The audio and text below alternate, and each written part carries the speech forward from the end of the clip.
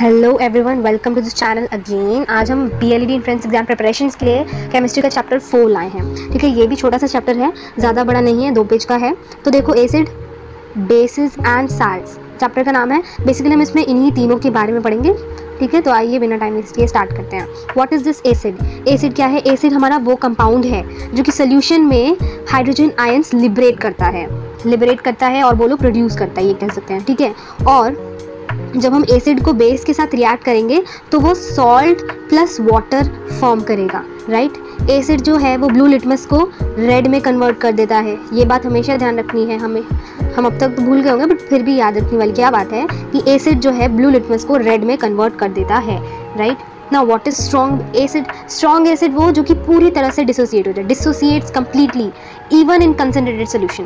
ठीक है, पूरी तरह से डिसोसिएट हो जाएगा, और इवन अगर वो कंसनट्रेटेड सोल्यूशन है तो भी उसमें वो डिसोसिएट हो जाएगा, वो भी कंप्लीटली डिसोसिएट्स हो जाएगा। तो ऐसे एसिड्स को हम बोलते हैं स्ट्रॉन्ग एसिड। एग्जांपल्स ध्यान दो, अगर पूछा जा सकता है ऑप्शंस में कि इसमें से कौन सा स्ट्रॉन्ग एसिड है, आपको HCl दे देगा, ये दे देगा CH3COOH दे देगा, वगैरह वगैरह, ऐसे बहुत सारे ऑप्शन दे देंगे, आपको पूछा जाएगा। मतलब मैं एग्जांपल दे रही हूँ, ऐसा पूछा जा सकता है। तो इसलिए स्ट्रॉन्ग एसिड्स इन वीक एसिड्स और सेम बेसिस के लिए भी है, तो थोड़ा बहुत एग्जांपल्स याद रखना। तो स्ट्रॉन्ग एसिड में हमारा HCl हो जाता है, HNO3 नाइट्रिक एसिड हो जाता है, ये hydrochloric acid, H2SO4 sulphuric acid and ये HClO4। ये एग्जांपल्स हैं, मेन एग्जांपल्स। आप कुछ भी, आपको जो अच्छा लगे वो आप याद कर सकते हो, 2-3। नाउ वीक एसिड क्या होता है? वीक एसिड क्या होता है? जो कि जब हम उसे पानी में मिलाएं तो वो पार्शियली डिसोसिएट हो जाएगा, आधा घुलेगा आधा मिलेगा, जो भी है। और अगर ठीक है तो उसे हम वीक एसिड्स बोलते हैं। इसके एग्जांपल देख लें अगर, तो एसिटिक एसिड जिसका फॉर्मूला है CH3COOH, ये होता है हमारा एसिटिक एसिड, ये वीकेस्ट एसिड होता है हमारा। और दूसरा एग्जाम्पल आप फॉर्मिक एसिड का दे सकते हो, HCOOH। ये तो मैं लिखी हुई हूँ, ठीक है। और स्ट्रॉन्ग एसिड क्या होता है? जब हम उसे वाटर में डिसॉल्व करते हैं, ऐसे एसिड को जब हम वाटर में डिसॉल्व करेंगे और अगर वो कंप्लीटली डिसोसिएट हो गया तो वो हमारा स्ट्रॉन्ग एसिड होगा, और अगर पार्शियली डिसोसिएट हुआ तो वो हमारा वीक एसिड होगा। Getting my point? Now what is Lewis acid? Lewis acid क्या है? लुईस एसिड हमारा वो सब्सटेंस है जो कि पेयर ऑफ इलेक्ट्रॉन्स को एक्सेप्ट करेगा, ठीक है, जो कि पेयर ऑफ इलेक्ट्रॉन्स को एक्सेप्ट कर लेगा। एग्जाम्पल्स हमारे ये हैं, ये सारे देख लो, ठीक है। BF3, AlCl3, CO2, FeCl3, MnCl2, BeCl2, BCl3, Cu plus ion, Ag plus, H plus, Na plus, BH3 and वगैरह वगैरह, etc, राइट। ओके, अब यहाँ पे है। अब बेसिसिटी ऑफ एसिड। एसिड की बेसिसिटी तो मतलब कि एसिड में से जितने नंबर ऑफ प्रोटॉन डिस्प्लेस होंगे तो वो हमारा बताता है उस एसिड का बेसिसिटी कितना है। एसिड्स में भी आता है हमारा कि एक मोनोबेसिक एसिड्स, डाइबेसिक, यहाँ पे देखोगे ना, डाइबेसिक, ट्राइबेसिक। तो मतलब ट्राइबेसिक मतलब जिसमें सिर्फ 3 प्रोटॉन डिस्प्लेस हो रहा है, और डाइबेसिक जिसमें 2 प्रोटॉन डिस्प्लेस हो रहा है, इस तरह से। और ये मोनोबेसिक जिसमें बस एक ही प्रोटॉन डिस्प्लेस हो रहा है। तो देखो, मोनोबेसिक के एग्जांपल्स देख लो, HCl, HNO3, CH3COOH, ये सारे वो हैं जिसमें से वो एसिड्स है जो कि मोनो एसिड्स है, यानी मोनोबेसिक एसिड्स है, जिसमें बस एक ही प्रोटॉन डिस्प्लेस हो रहा है। और अगर डाइबेसिक की बात करें तो H2SO4, H2SO3, COOH twice, H का ट्वाइस, होल ट्वाइस, तो ये हमारा डाइबेसिक्स हो गया। ट्राइबेसिक के एग्जांपल्स H3PO4, ये हमारा ट्राइबेसिक का एक ही है, और बाकी देख सकते हो, पर जस्ट याद रखना, ठीक है। जो लिखा है उतना तो याद रखेंगे, राइट। नाउ एसिडिक स्ट्रेंथ की अगर बात करें, एसिडिक स्ट्रेंथ, तो एसिड की एसिडिक स्ट्रेंथ कब इंक्रीज होती है? अगर किसी एटम का साइज जितना बढ़ेगा, अगर किसी एटम का साइज इंक्रीज होगा तो उस एसिड का एसिडिक स्ट्रेंथ भी इंक्रीज होगा। यहाँ पे आप एग्जांपल देख सकते हैं कि सबसे ज़्यादा एसिडिक स्ट्रेंथ HI का है, उससे कम HBr का है, उससे कम HCl का है, सबसे कम HF का है। तो इसका मतलब क्या हुआ? इससे हम बता सकते हैं कि HI का, हाइड्रोजन आयोडाइड का सबसे बड़ा साइज है, और सबसे छोटा साइज है इसका HF का, हाइड्रोजन फ्लोराइड आइडेस, है ना। तो ये बात, पहली बात ध्यान रखने वाली क्या हो गई कि इंक्रीज अगर एटम के साइज में इंक्रीज होगा, यानी कि with the increase of size of atom the acidic strength of acid also increases, right. And second point क्या है कि the acidic strength of acid increases with increase in electronegativity of element. मतलब अगर किसी element का electronegativity भी increase होगा तो उसका एसिडिक स्ट्रेंथ भी इंक्रीज होगा। पिछले लेक्चर में मैंने आपको बताया था इलेक्ट्रोनेगेटिविटी क्या होता है, कि ये एटम या एलिमेंट की एक टेंडेंसी होती है कि वो अपने कोवेलेंट बॉन्ड के शेयर्ड पेयर्ड इलेक्ट्रॉन को अपनी तरफ कितना अट्रैक्ट कर सकता है। तो वो अट्रैक्ट करने की टेंडेंसी को हम, ये इलेक्ट्रॉन है, शेयर्ड पेयर्ड इलेक्ट्रॉन है कोवेलेंट बॉन्ड्स का, तो जो इलेक्ट्रोनेगेटिविटी एलिमेंट्स होते हैं उनके पास ज़्यादा टेंडेंसी होती है कि वो शेयर्ड पेयर्ड इलेक्ट्रॉन को अपनी तरफ अट्रैक्ट करें, वो होते हैं इलेक्ट्रोनेगेटिविटी एलिमेंट्स। अगर हम ऑक्सी एसिड्स की बात करें तो उनका एसिडिक स्ट्रेंथ कब इंक्रीज करता है, अगर उस एलिमेंट का ऑक्सीडेशन स्टेट इंक्रीज होगा तो उनका एसिडिक स्ट्रेंथ भी इंक्रीज होगा। किनका? ऑक्सी एसिड्स की अगर हम बात करें तो, ठीक है। अब एग्जाम्पल के तौर पे ये हो गया, ये देख रहे हो, इसका +7 है ऑक्सीडेशन स्टेट, +5 है, +3 है, +1 है, तो मतलब जो जिसका सबसे हाईएस्ट ऑक्सीडेशन स्टेट है, सब है ना, तो उसका एसिडिक स्ट्रेंथ उतना ज़्यादा है, राइट। अब some orders of acidic characters are, ये कुछ ऑर्डर्स है एसिडिक कैरेक्टर की। इस केस में देखो सबसे ज़्यादा एसिडिक कैरेक्टर इसका है, एसिडिटी स्ट्रेंथ बोल दो, एसिडिक कैरेक्टर जो भी है एक ही बात है, इसका है, फिर इसका है, फिर इसका है, इसका, मतलब इस तरह से आप इसको देख सकते हो अगर आप देखना चाहो तो आइए अब देखते हैं बेस क्या होता है। Base is a substance that liberates hydroxyl, यानी -OH आयंस, माइनस नहीं, दैट लिबरेट्स, तो base is a substance that liberates hydroxyl ion, OH ion, ठीक है, जो OH, वो जो सोल्यूशन में OH आयन लिबरेट करता है, प्रोड्यूस करता है, ठीक है, वो हमारा क्या होता है, बेस होता है। And base these have a tendency to accept proton, और ये बेसिस के पास टेंडेंसी होती है कि वो प्रोटोन्स एक्सेप्ट करे। एग्जाम्पल्स के तौर पे CO, NaOH, NH4OH, PbO and etc। Acids क्या करते थे, एसिड जो है वो ब्लू को रेड में कन्वर्ट करते थे, ब्लू लिटमस को रेड लिटमस में कन्वर्ट करते थे, और जो बेसिस हैं, बेसिस रेड लिटमस को ब्लू में कन्वर्ट करते हैं, okay. And what is strong base? Strong base जो कि इवन कंसनट्रेटेड सॉल्यूशंस में भी कंप्लीटली डिसोसिएट हो जाए, वो हमारा स्ट्रॉन्ग बेस हो गया, ठीक है। लाइक सबसे अच्छा एग्जांपल है KOH का, पोटेशियम हाइड्रोक्साइड, ये होता है सबसे स्ट्रॉन्ग बेस होता है। और दूसरा सेकंड मोस्ट पॉपुलर एग्जांपल हम दे सकते हैं कैल्शियम हाइड्रोक्साइड का, एंड NaOH ऑल्सो।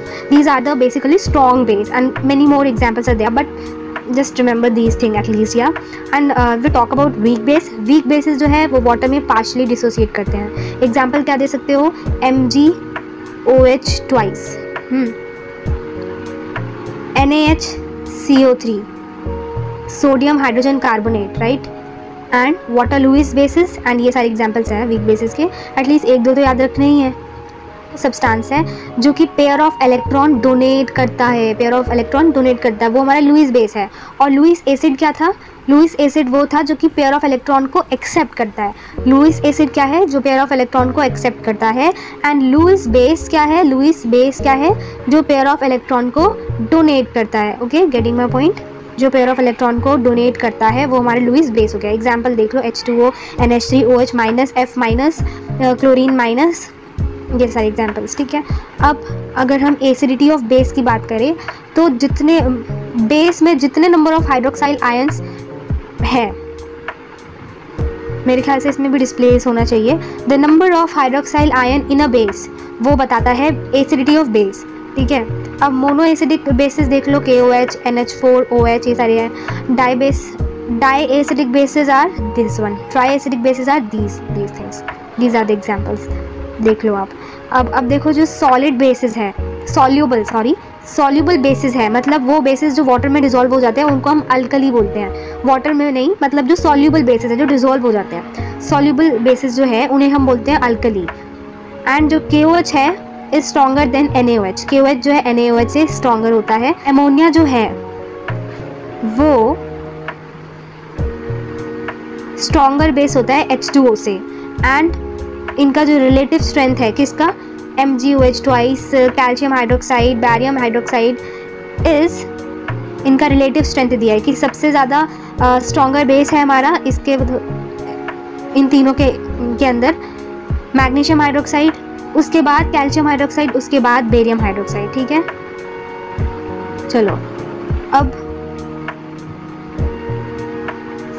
अब अगर पीएच स्केल के बारे में बात करें तो पीएच स्केल क्या है? पीएच जो है वो expresses the hydrogen ion concentration of a solution. Solution में हाइड्रोजन आयन के कंसंट्रेशन को एक्सप्रेस करता है। अब देखो अगर पीएच की वैल्यू 7 होगी यानी कि वो प्योर वाटर है। प्योर वाटर का पीएच हमेशा 7 होता है, यानी कि न्यूट्रल सोल्यूशन और हम कह सकते हैं। अगर पीएच की वैल्यू 7 से ज़्यादा होगी, 7 से ज़्यादा होगा तो वो मतलब बेस है, और अगर पीएच की वैल्यू 7 से कम होगी तो वो एसिड है। मतलब जितना पीएच वैल्यू कम उतना ज़्यादा एसिडिटी। ठीक है, समझ में आ गया? अब हमारा लास्ट टॉपिक है, that is salt. Salts are obtained by neutralization reaction or an acid with the base। यानी कि जो साल्ट है, साल्ट कैसे ऑब्टेन होता है? न्यूट्रलाइजेशन रिएक्शन के थ्रू। न्यूट्रलाइजेशन रिएक्शन बोले तो कि जब हम एसिड का रिएक्शन बेस के साथ कर देते हैं तो वो हमारा, एक minute, let me try something. देखो, जब एसिड का रिएक्शन हम बेस के साथ कर दे तो वो क्या होता है? ये हमारे इस रिएक्शन को हम बोलते हैं न्यूट्रलाइजेशन रिएक्शन। ठीक है, न्यूट्रलाइजेशन रिएक्शन। ओके, तो यहाँ पर हम, और ऐसा करने से हमें क्या मिलता है? साल्ट मिलता है। क्या मिलता है? साल्ट मिलता है। अब देखो, तो जैसे कि इन्होंने एग्जाम्पल में HCl लिया है प्लस NaOH, ये बेस है, तो इससे बना NaCl प्लस वाटर। देखो, अगर हम और एग्जाम्पल्स की बात करें तो जैसे HCl है, HCl ही ले लो, और इसके साथ हमने KOH ले लिया। ठीक है, KOH ले लिया तो ये क्या देगा? KCl plus H2O, right. तो ऐसे बहुत सारे एग्जाम्पल है न्यूट्रलाइजेशन रिएक्शंस के, एग्जाम्पल्स आप देख सकते हो सर्च करके। तो ये साल्ट बेसिकली इससे क्या बन रहा है? न्यूट्रलाइजेशन रिएक्शन के थ्रू क्या बन रहा है? थोड़ा लाइट हो गया। क्या बन रहा है? न्यूट्रलाइजेशन रिएक्शन के थ्रू एसिड बन रहा है, सॉरी एसिड नहीं, साल्ट बन रहा है ना। न्यूट्रलाइजेशन रिएक्शन क्या होता है? एसिड का जब रिएक्शन बेस के साथ हो तो वो हमारा न्यूट्रलाइजेशन रिएक्शन कहलाता है। एग्जाम्पल्स तो आपने देख लिया। ओके, अब क्लासिफिकेशन ऑफ साल्ट्स की बात करें तो देखो अलग अलग तरह के साल्ट्स होते हैं। Simple salts, acidic salts, basic salts, double salts. So हम एक एक के बारे में बात करते हैं। तो देखो सिंपल सॉल्ट्स क्या होते हैं? Simple salts, these salts are obtained by neutralization reaction of acid and bases। तो मतलब जो न्यूट्रलाइजेशन रिएक्शन के थ्रू जो साल्ट्स ऑब्टेन हो रहे हैं उन साल्ट्स को हम सिंपल सॉल्ट्स बोलते हैं। तो ये जो NaCl है ये एक सिंपल सॉल्ट है। KCl जिससे मैंने एग्जांपल एक और दिया था, KCl ये भी सिंपल सॉल्ट है। BaCl2, CaCl2 ये सारे हमारे क्या है? सिंपल सॉल्ट्स है। एसिडिक सॉल्ट्स क्या होता है? Salts having replaceable H atom, मतलब वो सॉल्ट जिनमें हाइड्रोजन एटम जो है रिप्लेस हो जाता है उन सॉल्ट से, तो उसे हम एसिडिक सॉल्ट्स बोलते हैं। एंड वो कैसे फॉर्म होता है? इनकम्प्लीट न्यूट्रलाइजेशन रिएक्शन के थ्रू फॉर्म होता है। एग्जाम्पल के तौर पे आप ये देख सकते हो NaHCO4 SO4 and this one, ये आपका एग्जाम्पल हो गया एसिडिक साल्ट्स के। मतलब इसमें ये इनकम्प्लीट न्यूट्रलाइजेशन रिएक्शन के थ्रू फॉर्म होते हैं एंड ये हाइड्रोजन एटम जो है उसको रिप्लेस कर देता है। और बेसिक साल्ट्स क्या होते हैं? बेसिक साल्ट्स यानी कि वो साल्ट जिनको OH एटम रिप्लेस कर देता है उन्हें हम बेसिक साल्ट्स बोलते हैं। एंड ये भी इनकम्प्लीट न्यूट्रलाइजेशन रिएक्शन के वजह से फॉर्म होता है। एग्जाम्पल हो गया CaOH NO3। ठीक है, डबल साल्ट्स क्या होता है? इन दीज साल्ट्स, दो नॉर्मल साल्ट्स जो है एक मॉलिक्यूल में प्रेजेंट होते हैं। क्या बोला मैंने? 2 normal salts are present in a molecule, वो भी सिर्फ क्रिस्टलाइन स्टेट में प्रेजेंट होते हैं। एग्जाम्पल मोहर साल्ट, पोटैश, एलम, कार्नालाइट। तो ये हमारे वो साल्ट्स हैं। ये कौन से साल्ट्स हैं? ये थोड़े स्पेशल है, डबल साल्ट्स हैं। तो डबल साल्ट्स के एग्जाम्पल पूछा जा सकता है कि अलग अलग तरह के साल्ट्स के लिस्ट दे देंगे, उसमें से पूछेगा इनमें से कौन सा डबल साल्ट है करके, ऐसे करके आ सकता है ना। तो हमें डबल साल्ट्स पता होना चाहिए। मोहर साल्ट होता है, पोटैश एलम होता है।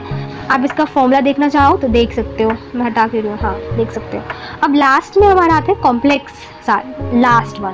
कॉम्प्लेक्स साल्ट क्या होते हैं? कॉम्प्लेक्स साल्ट हमारे वो साल्ट होते हैं जो कि इवन अगर वो वाटर में डिजोल्व हो जाए तब भी अपनी आइडेंटिटी को बना कर रखते हैं। ऐसे साल्ट्स को हम बोलते हैं कॉम्प्लेक्स साल्ट्स। ठीक है, एग्जाम्पल के तौर पे जब ferrous sulphate solution and potassium cyanide solution को मिक्स किया जाता है तो हमारा ये कंपाउंड फॉर्म होता है तो आप ये रिएक्शन देख सकते हो, पर इतना काम का नहीं है। बस आप इतना समझ लो कॉम्प्लेक्स साल्ट्स क्या होता है जब उनको वाटर में डिजोल्व कर देते हैं। इवन वाटर में डिजोल्व होने के बाद भी वो अपनी आइडेंटिटी को खोते नहीं है, ठीक है। तो बस हमारा चैप्टर यहीं ख़त्म हुआ, एसिड बेसिस एंड साल्ट। तो थैंक यू यहाँ तक वीडियो देखने के लिए। प्लीज़ लाइक ज़रूर करें, अगर आपको हेल्पफुल लग रही है और वीडियोज़ के लिए सब्सक्राइब भी ज़रूर से करें।